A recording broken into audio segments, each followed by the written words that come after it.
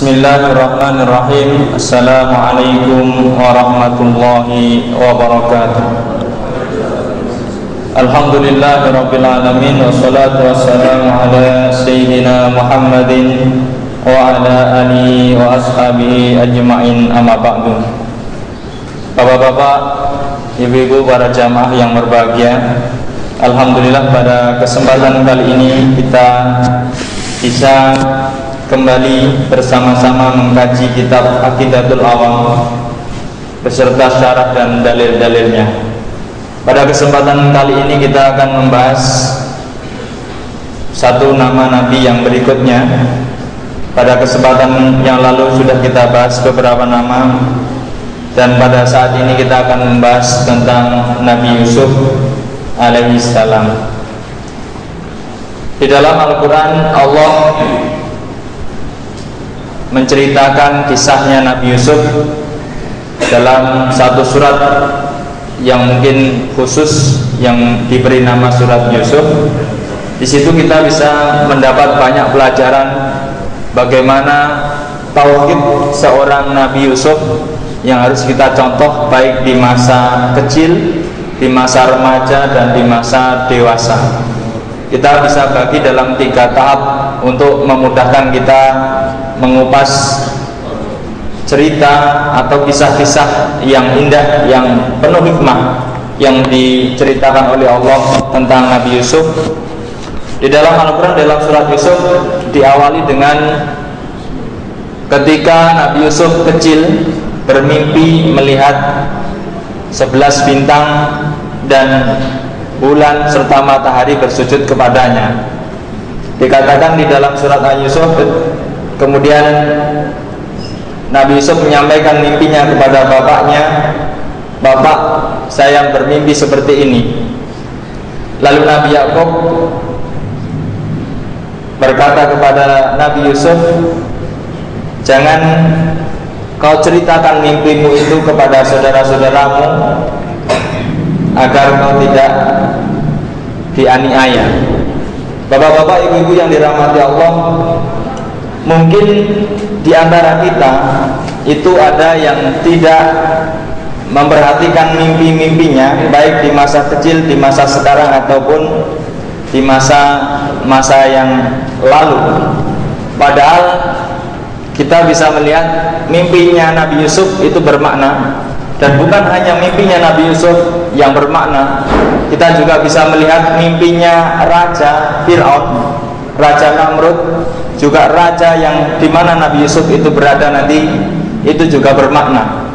Nah, jika kita bisa melihat seperti itu, apalagi mimpinya orang-orang yang mukmin, orang-orang yang muslim, tentunya semua itu ada maknanya. Hanya mungkin karena sebagian orang tidak memperhatikannya, jadi mereka menganggap itu hanya sebagai bunga tidur saja.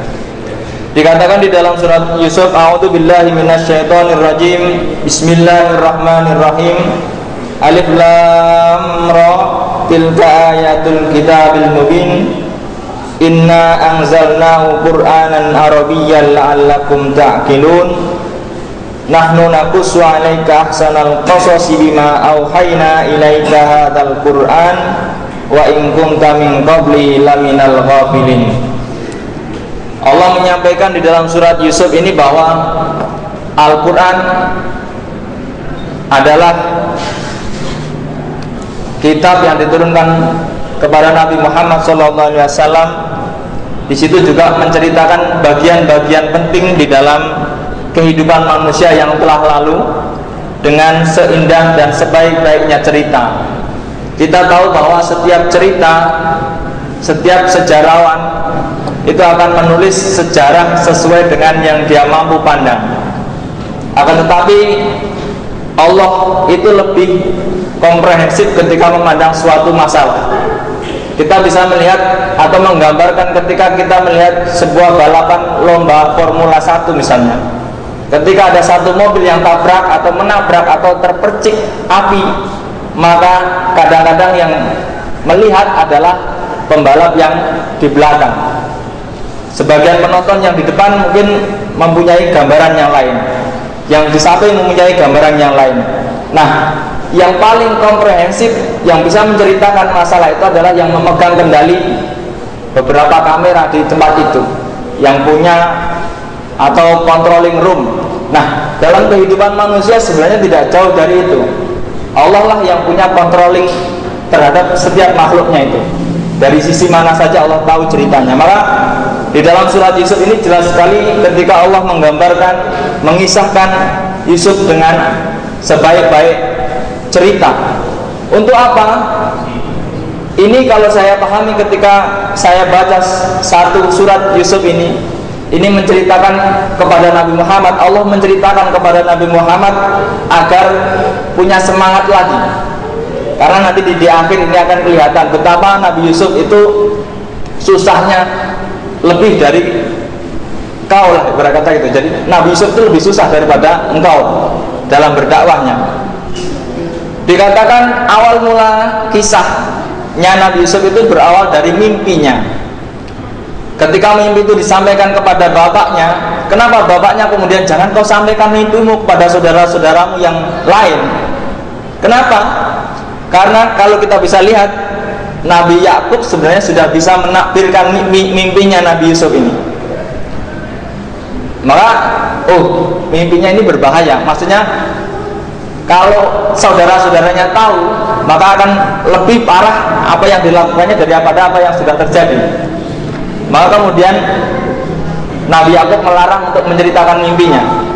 Dan ini mungkin juga menjadi akhlak bagi kita orang Islam, orang mukmin. Ketika kita mempunyai mimpi, maka kita tidak boleh bercerita atau menceritakan mimpi-mimpi kita itu kepada sembarang orang. Karena apa?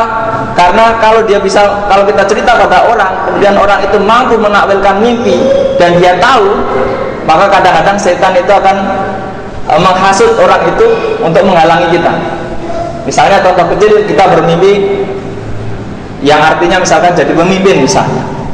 Kalau ada yang tahu, maka akan diganggu lah, ibarat kata seperti itu. Dikatakan dalam Al-Quran, in qala Yusufu li abihi ya abati inni ra'aitu ahada asyara kawkaba wasyamsa wal qamara ra'aituhum li sajidin. Ini kalau diterjemahkan saat itu dan disampaikan kepada saudara-saudaranya, ini lebih dahsyat lagi dengkinya. Masa saya harus sujud kepada Nabi Yusuf, ibarat kata lahir juga barusan, lebih kecil dan sebagainya. Ini kemudian berlalulah kisah itu yang kecil itu, dan kemudian Nabi Yakub menjawab, qala la ya bunayya la taqsus ru'yaka ala ikhwatika fayakidu laka kaida innasyaitana lil insani aduwwum mubin. Dan pada dasarnya manusia ketika mengetahui prospek seseorang untuk menjadi suatu tempat misalnya, itu kadang-kadang ada rasa iri. Dan kita bisa ambil pelajaran bahwa likulli nikmatin maksud. Setiap sesuatu yang mengandung kenikmatan maka akan disertai orang yang iri. Dan itu semacam hukum alami yang sudah ditetapkan oleh Allah. Jadi kalau kita di posisi yang nikmat, ya kita harus siap ada yang iri dari itu. Baik, entah bagaimana prosedur kecil besarnya itu tergantung sesuai dengan keadaan kita, dan itu bawaan. Dan kita bisa melihat setiap orang yang dipuji pasti akan ada yang mencela, dan itu bawaan. Tinggal bagaimana kita mensikapinya. Bapak-bapak, ibu-ibu yang dirahmati Allah, sebenarnya saya takut tidak cukup waktunya karena ini ada 111 lebih 100-an lebih ayat tentang Nabi Yusuf. Mungkin kita bisa kilas sejenak tentang Nabi Yusuf. Nabi Yusuf ini diperkirakan berada di kisaran tahun 1745 hingga 1635 sebelum Masehi, dan diperkirakan menjadi nabi pada pada tahun 1715 sebelum Masehi. Nabi Yusuf diutus berdakwah kepada kaum Kan'an di mana dia lahir, dan kepada kerajaan Mesir. Di dalam catatan disebutkan adalah Heksos atau kepemimpinan Raja Heksos waktu itu. Di dalam Al-Quran tidak disebutkan nama jelasnya, tapi yang jelas kisahnya nanti akan masuk ke sana. Dan titik cerita dari Nabi Yusuf ini adalah kesabaran seseorang. Maka setiap orang yang sabar dan bertakwa akan menemui hasilnya. Jadi tidak ada kesabaran yang sia-sia, termasuk nanti sabarnya Nabi Yakub. Diperkirakan Nabi Yusuf ini hijrah dari tempat dia berada pada umur sekitar 12 atau 13 tahun. Kalau sekarang mungkin lulus SD. Anak-anak lulus SD, siapa sih orang tua yang tidak berat ketika tiba-tiba anaknya dikabarkan hilang? Nah, kisah-kisah ini diawali ketika beberapa waktu yang lalu mungkin Nabi Yakub ini sangat sayang sekali kepada Nabi Yusuf dan saudaranya, yaitu Benyamin. Yang mana Yusuf dan Benyamin ini adalah keturunan Nabi Yakub dari ibu yang bernama Rahil. Dan kita sudah bahas kemarin bahwa ibu Rahil ini anaknya atau anaknya mertuanya Nabi Yakub yang paling cantik itu Rahil. Yang ditaksir pertama kali oleh Nabi Yakub itu adalah Rahil. Akan tetapi adat tidak memperbolehkan seorang adik dinikahi sebelum kakaknya. Maka kemudian Nabi Yakub menikahi kakaknya dan menghasilkan anak-anak yang sebelumnya itu. Kemudian menikahi Rahil 7 tahun kemudian dan melahirkan Yusuf serta Benyamin dan satu lagi anak perempuan. Nah, kita mungkin bisa menggambarkan setiap saudara yang banyak, sementara mungkin di sisi lain ibunya Nabi Yusuf ini memang sudah cantik ya. Maka tidak heran ketika melahirkan anak-anak yang punya wajah yang indah lah, cakep, cantik. Ibarat kata, maka tak heran Nabi Yakub cenderungnya ke Nabi Yusuf dan ke Benyamin ini. Ditambah lagi ketika Nabi Yusuf kecil itu sudah bermimpi melihat bintang dan rembulan, matahari sujud. Itu kemudian Nabi Yakub lebih lagi sayangnya. Ketahuan seperti itu, anak-anak yang lain ini sadar, wah ini saya menjadi anak tiri. Ya mungkin satu bapak beda ibu gitu kan. Jadi mungkin merasa ini bapak saya ini nggak adil. Ibarat kata mungkin di setiap kehidupan ketika orang-orang punya anak-anak yang banyak, mungkin adalah masalah-masalah seperti itu. Mungkin ada satu yang diunggulkan atau satu yang disayangi dan sebagainya. Pun juga di zaman Nabi Yakub itu seperti itu. Meskipun toh dalam hati kecilnya sudah tahu ini kayaknya yang akan jadi nabi di antara anak-anak yang lain. Sebenarnya setiap orang tua setidaknya dikasih tahu mana anaknya yang punya karakter pemimpin, mana anaknya yang punya karakter dagang, mana anaknya yang punya karakter dan sebagainya. Saya pikir orang tua sedikit banyak bisa membaca dari apa yang dialaminya. Kemudian karena tidak terbendung rasa pengen, tujuan dari anak-anak yang lain ini bagaimana supaya ayah itu berpaling mengasihi kami, tidak hanya fokus ke Yusuf. Kemudian di antara 11 saudaranya ini ada yang punya ide untuk dibunuh saja. Ada yang lain jangan dibunuh, itu perbuatan yang berdosa, diasingkan saja. Lalu bagaimana caranya? Maka kemudian mereka bermusyawarah yang di sini tidak ditulis secara detail. Intinya mereka berkumpul untuk bagaimana menjadikan Yusuf itu jauh dari pandangan bapaknya, agar kasih sayang itu berbalik kepada mereka. Dilakukan sesuai dengan yang direncanakan. Kemudian mereka membujuk ayahnya, wahai bapak, kenapa sih saya nggak boleh main-main dengan Yusuf? Atau kalau kita bisa pahami dari bahasa ini, seolah-olah Yusuf itu diprotek benar sama bapaknya. Jadi dijaga betul, jangan sampai dia keluar main-main dengan yang lain. Jadi diprotek betul. Kemudian saudara-saudara yang lain ini berusaha membujuk ayahnya agar Yusuf itu diizinkan main-main dengan dia. Kemudian pada suatu kesempatan dengan dialog-dialog, akhirnya Nabi Yakub pun mengizinkan, meskipun dalam hatinya itu berpisah sedikit dengan Yusuf itu sudah sedih. Jadi berpisah sedikit saja nggak melihat itu sedih. Akhirnya mengizinkan dengan kemudian disampaikan, kenapa sih Bapak merasa takut kalau Yusuf bermain-main dengan kami? Kami kan golongan yang banyak. Nabi Yakub menjawab, saya khawatir jika nanti anak-anak Yusuf ini main dengan kalian, nanti kalau kalian terlena, Yusuf bisa dimakan serigala.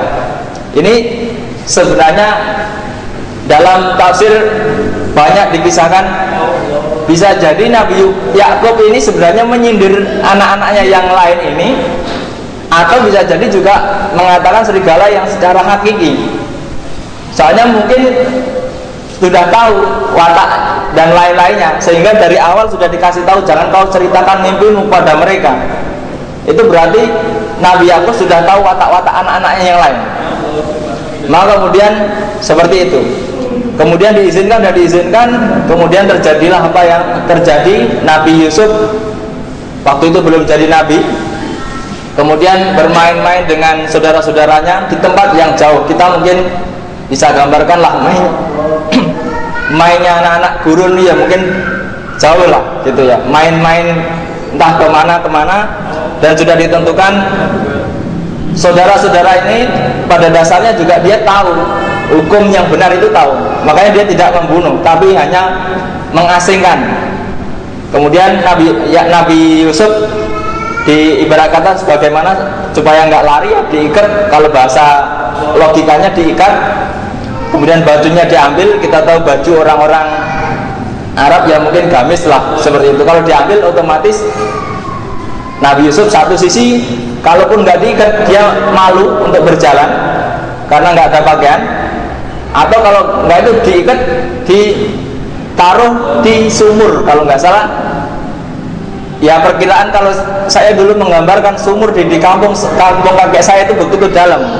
Kalau tidak dicemplungin ke sumur, bisa jadi nanti efeknya berbahaya, bisa meninggal.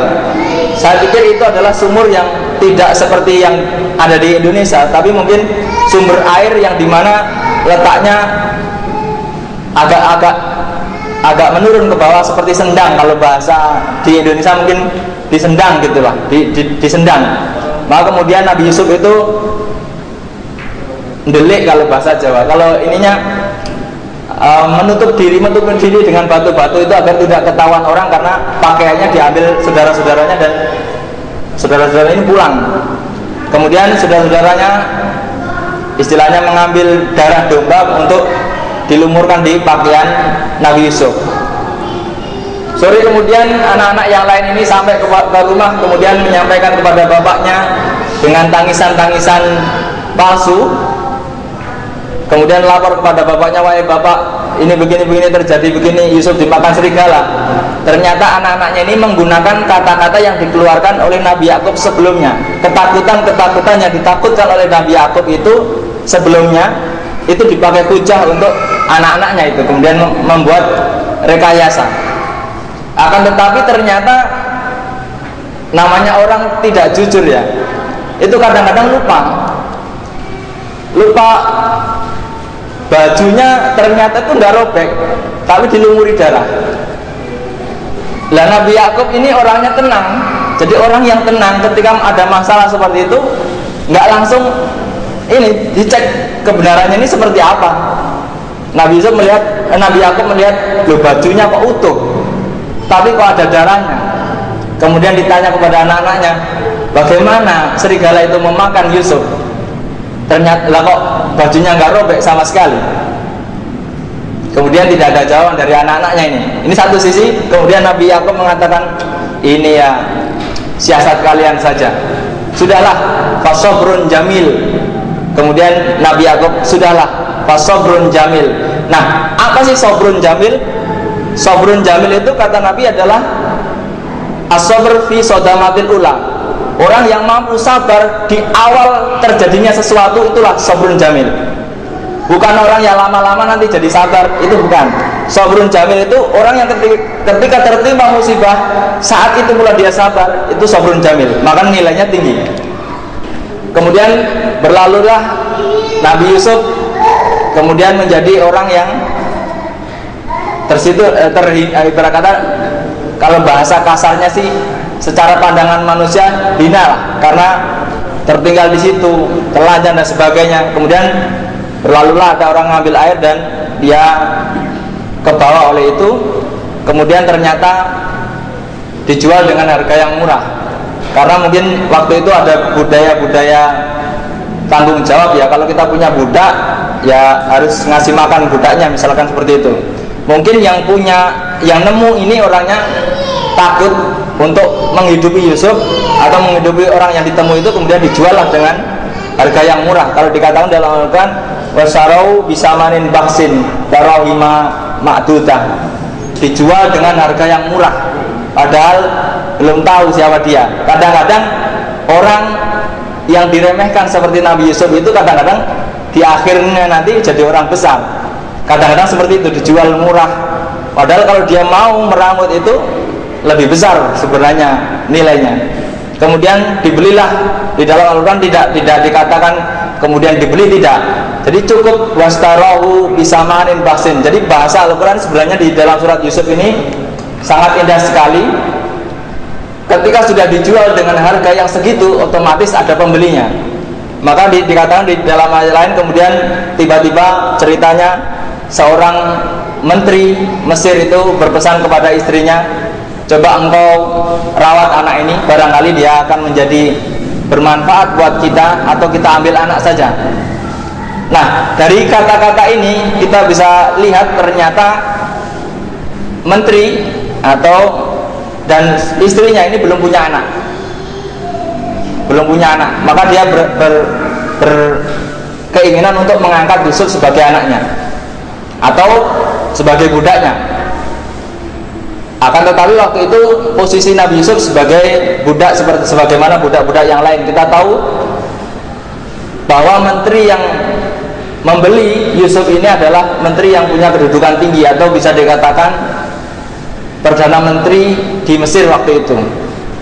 Waktu berlalu, di dalam catatan dikatakan Nabi Yusuf menjadi budak itu atau menjadi anak asuh dari menteri itu sekitar 7 tahun. Setelah 7 tahun kita bisa gambarkan 12 tahun atau 13 tahun ditambah 7 tahun, maka umurnya menjadi 20 tahun. Maka di masa umur 20 tahun ini, maka pubertas atau puber seseorang mulai tumbuh, dan kita mungkin paham karena kita sudah mengalami semua itu, dan kita tahu fitrahnya manusia suka dengan lawan jenis.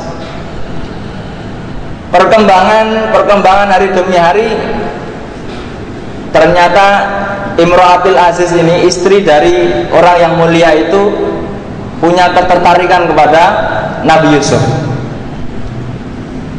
Dengan banyak siasat yang dilakukan, hingga siasat yang paling tercatat di sini adalah ketika Nabi Yusuf mulai dipaksa untuk tunduk kepada perintah-perintah seorang perempuan yang Nabi Yusuf tinggal di situ.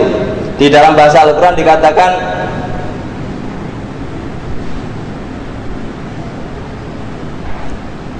walamma balagha asyuddahu wa ataina hukma wa ilma wa kadzalika nazil musinin wa rawattahu allati wa fi baitiha an nafsihi wa ala qatil abwab wa qala haytalak qala ma'adallah innahu rabbi ahsana maswaya innahu la yuflihudz zalimun. Hingga siasat yang terakhir digunakan sampai Nabi Yusuf itu dijebak, sehingga dikatakan di sini haytalak, mau kemana lagi kau? Ibarat kata sudah nggak ada pintu keluar.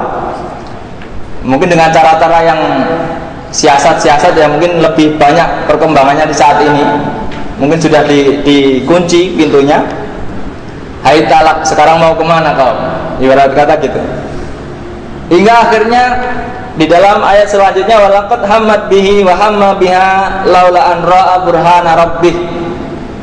Pada dasarnya fitrah manusia yang pada umur 20 tahun, ketika melihat seorang perempuan yang cantik, yang kemudian merayunya, yang kemudian menggodanya dan sebagainya, bahkan lebih dari itu penggodaan-penggodaannya, Setiap manusia yang punya fitrah yang sempurna tentunya ada rasa untuk itu.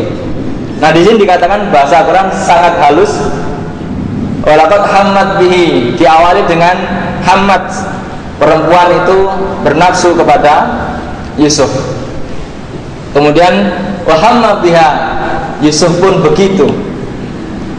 Laula an ra'a burhana rabbih, kalau saja dia tidak melihat burhan rabbih, nggak tahu dah jadi apa. Sebenarnya gini, bahasa Qurannya sangat simpel. Laula an ra'a burhana rabbih. Jadi nggak tahu, kalau dia nggak ingat atau kalau dia nggak melihat tanda-tanda kekuasaan Allah, nggak tahu Yusuf itu mau jadi apa. Nah, di sini disimpan apa sih yang dilihat Yusuf hingga dia bisa berpaling dari itu. Pada dasarnya ada hasrat untuk itu, kemudian tiba-tiba hasrat itu hilang dan Yusuf lari ke arah pintu keluar. Ternyata di dalam tafsir-tafsir saya baca ada yang mengatakan Nabi Yusuf dilihatkan malaikat Jibril, kemudian menyampaikan, wahai Yusuf, masa kamu begitu? Kamu tercatat jadi nabi ini. Gitu. Ada yang mengatakan tiba-tiba atap ruangan itu los, tiba-tiba terbuka, dan kemudian malaikat Jibril menyampaikan seperti itu. Ada juga yang mengatakan dia melihat wajah bapaknya di tembok, atau dikatakan malaikat Jibril menyamar seperti wajah bapaknya dan membisiki atau mengancam, ayo mau ngapain, ibarat kata gitu. Jadi kalau kita bisa bayangkan orang yang sudah mau seperti itu, kemudian kelihatan orang yang diseganinya misalnya, kan otomatis hilang hasratnya. Akan tetapi yang melihat hanya Nabi Yusuf. Ya, yang perempuan itu tidak melihat, maka kemudian sudah seperti itu, lalu ternyata nggak jadi, marah-marah perempuan itu, kemudian dikejarnya Nabi Yusuf hingga kemudian robeklah pakaian Nabi Yusuf. Dan waktu itu pula ternyata bapaknya atau suami dari perempuan itu datang. Dikatakan di dalam tafsir yang lain, Nabi Yusuf sudah diberitahu oleh Allah apa yang akan terjadi pada waktu dekat. Jadi pada waktu, jadi sudah tahu akan kesini atau akan ada sesuatu yang kesini. Maka kemudian dia sadar itu salah. Kemudian terjadilah apa yang terjadi, hingga kemudian musyawarah nih, karena pejabat tinggi ketika ada masalah nggak mungkin langsung disebar di media. Jangan sampai kalau bisa media itu tahu. Maka musyawarah, kemudian pertimbangan-pertimbangan, menghadirkan saksi-saksi yang terdekat. Untungnya juga Bapak Menteri ini sangat bijak, jadi tidak langsung maki, tidak marah, kemudian mencari saksi-saksi siapa. Kemudian seorang saksi mengatakan kalau bajunya Yusuf yang robek di depan, maka perempuan itu yang benar. Tapi akan tetapi kalau yang robek belakang, maka Yusuf yang benar. Dengan bahasa seperti itu, kemudian baju itu dilihat oleh Pak Menterinya yang punya istri itu. Ternyata yang robek belakang. Kemudian di dalam ayat Al-Quran dikatakan, Yusufu a'rid an hada, wahai Yusuf, sudahlah, lupakan masalah ini. Kemudian menoleh ke istrinya, wastaghfiri li dzambik fa inna wastaghfiri li dzambik, dan mintalah kamu mintalah ampun kepada Allah. Ini tidak lain tidak bukan adalah siasat kalian, dan seterusnya. Kemudian berlanjutlah masalah itu, sudah dibiarkan begitu saja karena Yusuf diminta, sudahlah, jangan diperpanjang masalah ini. Kamu sudahlah Yusuf, ibarat kata gitu. Akan tetapi keadaan tidak seindah yang diinginkan. Kabar ini pun akhirnya bocor keluar, bocor ke media, hingga masyarakat perkotaan, perempuan-perempuan itu tahu ternyata istrinya sang menteri melakukan hal-hal yang tidak baik. Kemudian berkembang hingga istrinya sang menteri tadi merasa marah. Kemudian dihadirkan, diundang. Belum tahu mungkin Yusuf itu seperti apa. diundang dengan dikasih semuanya, disediain makanan, disediain buah-buahan dan pisau yang sangat tajam. Nah ketika itu kemudian Yusuf disuruh keluar, temuilah mereka. Nah setelah menemui itu ternyata orang-orang yang perempuan-perempuan kota itu saking takjubnya, ini entah karena saking takjubnya kemudian dia mengiris apelnya itu kelewat gitu, saking terpesonanya, atau ada hal-hal yang berusaha mencoba menggoda dengan ancaman. Yusuf dengan saya loh, kalau enggak saya motong ini misalnya gitu. Itu kemudian ada beberapa pendapat. Kemudian alasan-alasan itu dijadikan untuk mengintimidasi Yusuf agar mau. Akan tetapi kemudian Nabi Yusuf berdoa kepada Allah, ya Allah, selamatkan saya. Mungkin di dalam bahasa ini dikatakan asis, penjara lebih baik bagi saya daripada saya harus menuruti mereka. Kemudian karena masalah semakin runyam dan mungkin pejabat-pejabat yang punya kedudukan tinggi di masyarakat, ketika ada masalah dengan keluarganya, kadang-kadang yang jadi korban itu dijadikan tersangka. Nabi Yusuf kan korban, tapi dijadikan tersangka. Kemudian Yusuflah yang jadi masuk penjara. Selesailah masalah itu dengan singkat, kalau dalam bahasa kita, proses Nabi Yusuf dewasa atau proses keremajaan Nabi Yusuf hingga dia masuk penjara. Nah setelah masuk penjara ada kisah-kisah yang lain. Sebenarnya banyak sekali kalau ditelisik kenapa istrinya sang menteri itu minta Yusuf di penjara pada awalnya, bukan minta dihabisi saja. Pada dasarnya masih ada sayang, jangan sampai dia keluar dari istana, agar masih tetap di istana tapi di penjara. Maka pada suatu waktu dalam kisah yang lain ini dikatakan istrinya ini sering menjenguk Nabi Yusuf. Jadi kadang-kadang di penjara itu bukan berarti dia salah, tapi biar dia nggak lari kemana-mana, biar hanya orang-orang tertentu saja yang bisa mengunjunginya. Jadi bukan untuk umum. Ya kita tahu lah, mungkin di negara kita juga orang-orang di penjara yang bisa mengunjungi adalah orang-orang tertentu saja. Nah kemudian disitulah Allah kemudian mengajari di dalam Al-Quran, dikatakan ketika dia beranjak dewasa, maka kemudian kami ajarkan beberapa hal, termasuk menakwilkan mimpi. Ya ini proses mulai dia bisa menakwilkan mimpi. Kalau di masa kecil dia punya mimpi, tapi waktu itu dia belum bisa menerjemahkan mimpinya. Nah ketika mulai di penjara ini kemudian Nabi Yusuf diajari oleh Allah menakbirkan mimpi, dan itu dibuktikan ketika dua orang yang membarenginya dia masuk penjara itu menyampaikan mimpinya. Lalu kemudian berlalulah waktu yang sangat panjang. Kita bisa kaji di dalam catatan, mengatakan ada yang mengatakan 7 tahun atau ada yang mengatakan lebih dari itu, karena mungkin kalender waktu itu belum serapi sekarang, jadi mungkin kita bisa gambarkan waktu yang panjang. Hingga kemudian seorang raja bermimpi ada 7 ekor sapi yang keluar dari Sungai Nil, kurus-kurus, kemudian memakan 7 ekor sapi yang gemuk-gemuk, dan sebagainya dan seterusnya. Di dalam surat Yusuf sangat detail. Yang intinya kemudian raja itu merasa ini pasti ada petunjuk. Nah, kemudian saya katakan tadi di awal bahwa mimpinya raja yang tidak beriman saja itu ada maknanya, apalagi mimpinya orang yang beriman. Hanya kadang-kadang kita tidak menghiraukan mimpi-mimpi kita. Lalu apa yang terjadi? Kemudian Nabi Yusuf bisa mentakwilkan itu, dan kemudian pada akhirnya Nabi Yusuf karena bisa mentakwilkan itu kemudian dikasih pahala atau dikasih ganjaran keluar dari penjara. Bebaskan Yusuf, suruh datang kepada saya, kata raja begitu. Ternyata apa yang terjadi? Nabi Yusuf menolak, saya nggak mau keluar dulu sebelum urusan dengan orang-orang perempuan yang terluka itu beres. Kemudian dibereskanlah masalah itu hingga clear dan tidak terjadi tuduhan yang mungkin waktu itu dituduhkan kepada Nabi Yusuf sebagai alasan dipenjaranya. Kalau bahasa sekarang mungkin diputihkan namanya atau apalah, kira-kira seperti itu.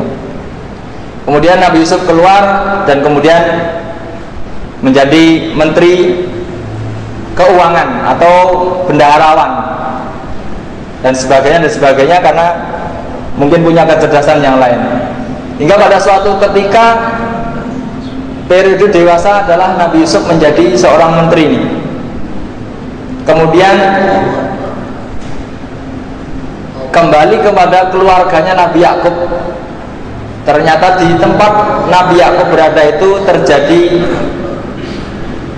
masa-masa kesulitan. Jadi hingga mungkin saking sulitnya itu untuk makan saja susah, hingga mereka mencari pertolongan ke kerajaan-kerajaan yang bisa dijangkau, yang mungkin dirasa di situ paling subur.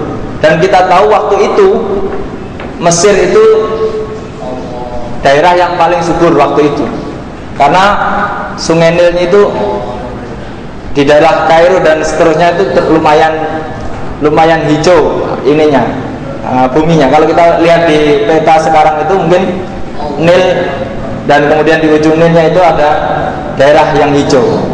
Maka tidak heran ketika waktu itu Mesir lebih bagus ekonominya dibanding tempat Nabi Yakub yang ada di daerah Kan'an kalau bahasa sejarahnya.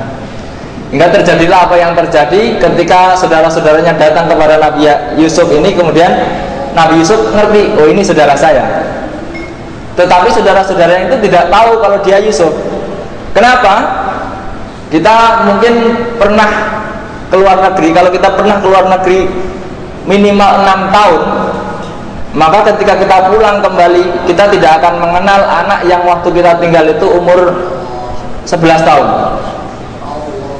Karena perubahan bentuk wajah, postur tubuh dan sebagainya.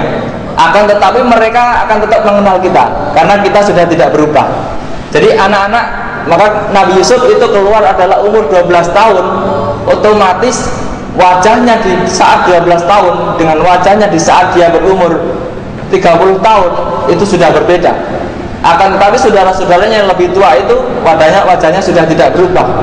Maka otomatis Nabi Yusuf mengenali ini saudara-saudara saya.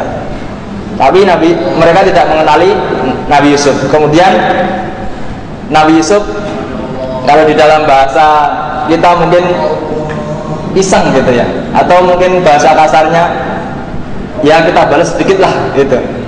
Kalau dulu kamu membuang saya ke sumur, sekarang kamu saya kerjai, kata gitu.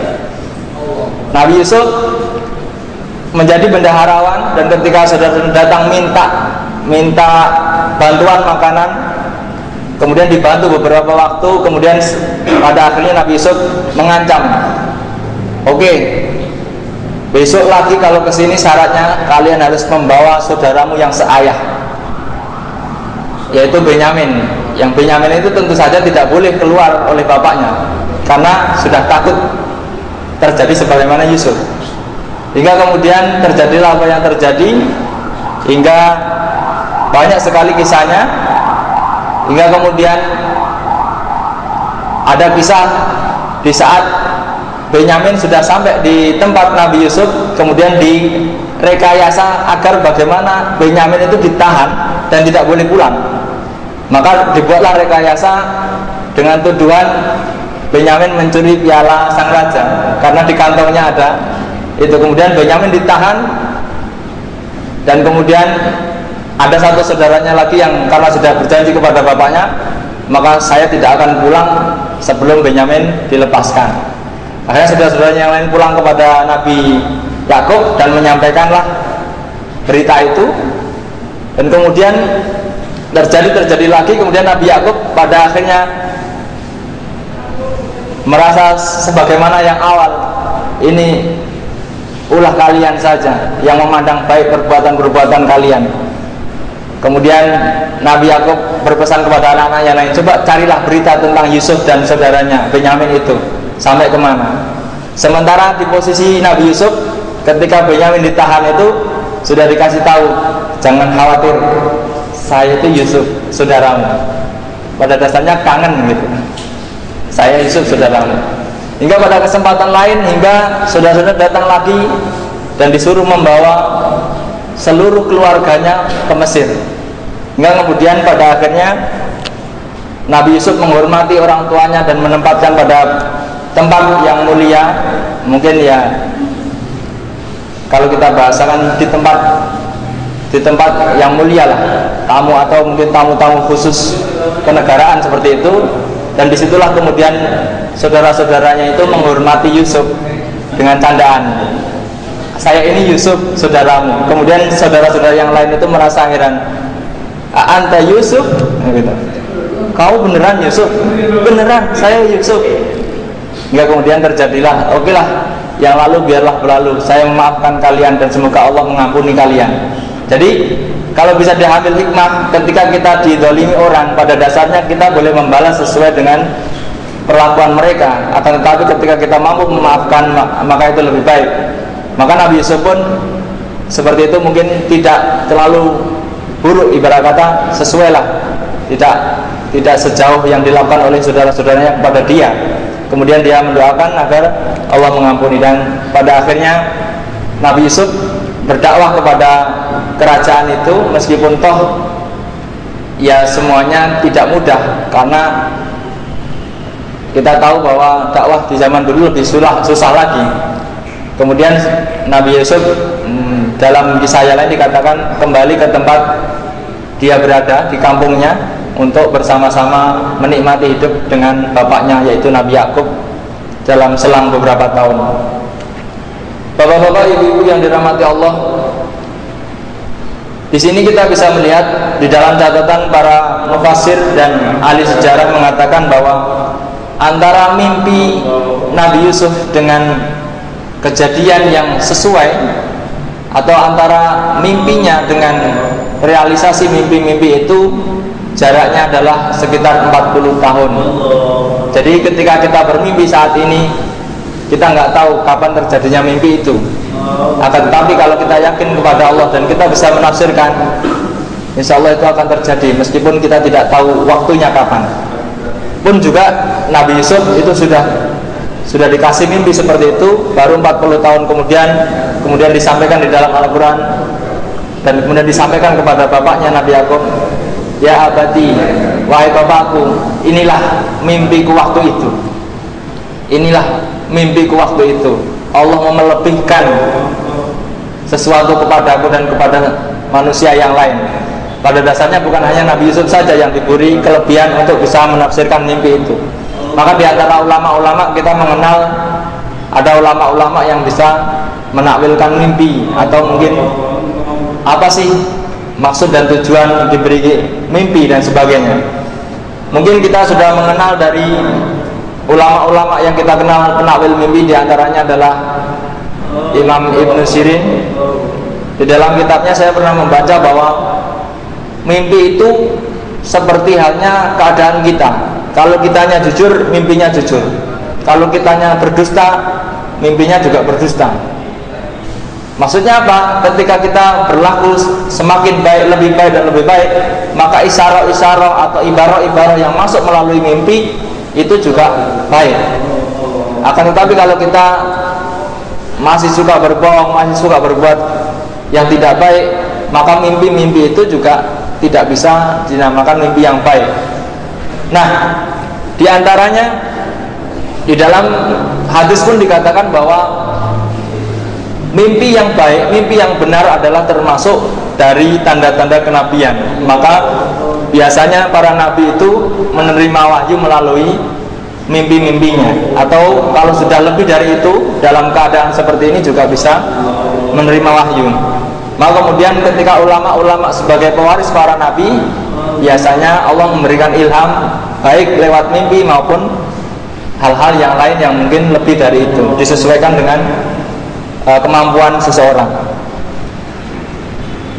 Di dalam hadis Nabi bersabda tentang Nabi Yusuf ini, qala Rasulullah sallallahu alaihi wasallam, Al-Karim ibnil Karim ibnil Karim ibnil Karim, Yusuf bin Yakub bin Ishaq bin Ibrahim alaihi wassalam. yang mulia, putra yang mulia, putra yang mulia, putra yang mulia. Kenapa seperti itu? Karena An-Nabi, Ibni Nabi, Ibni Nabi, Ibni Nabi. Nabi, anaknya Nabi, anaknya Nabi, anaknya Nabi. Yusuf, lalu kemudian dikatakan Al-Karim, Ibnil Karim, Ibnil Karim, Ibnil Karim. Dia Nabi, bapaknya Nabi, kakeknya Nabi, bapaknya kakeknya juga Nabi. Jadi inilah yang dikatakan Yusuf yang paling mulia di antara orang-orang yang di daerah Bani Israel waktu itu, karena keturunan dari nabi-nabi yang seterusnya. Hadis diriwayatkan oleh Imam Bukhari dari riwayat Ibnu Umar. Bapak-bapak, ibu-ibu yang dirahmati Allah, mungkin itu yang dapat saya sampaikan tentang Nabi Yusuf, karena terbatasnya kemampuan saya, juga terbatasnya waktu, karena sangat banyak sekali sebenarnya hikmah-hikmah yang bisa diambil dari kisahnya Nabi Yusuf, baik masa kecilnya, baik masa remajanya, baik masa dewasanya, di mana dia mempunyai tauhid yang kuat hingga kemudian Allah menolongnya dari hal-hal yang tidak diinginkan atau dari hal-hal yang akan merugikan martabatnya. Demikian, barangkali bapak-bapak, ibu-ibu ada yang ingin bertanya atau menyampaikan sesuatu. Jika tidak, mari kita akhiri. Semoga apa yang kita kaji pada kesempatan kali ini mendapatkan ridho dari Allah Subhanahu wa taala, dan kita bisa meniru akhlak budi pekerti dan ketauhidan kita kepada Allah sebagaimana Nabi Yusuf yang melakukan hal itu hingga kemudian dia menjadi orang-orang yang baik dan menjadi orang-orang yang jujur di akhir hayatnya. Bapak-bapak, ibu-ibu, demikian. Wallahu minkum billahi taufiq wal hidayah wa ridha wal inayah. Wassalamualaikum warahmatullahi wabarakatuh.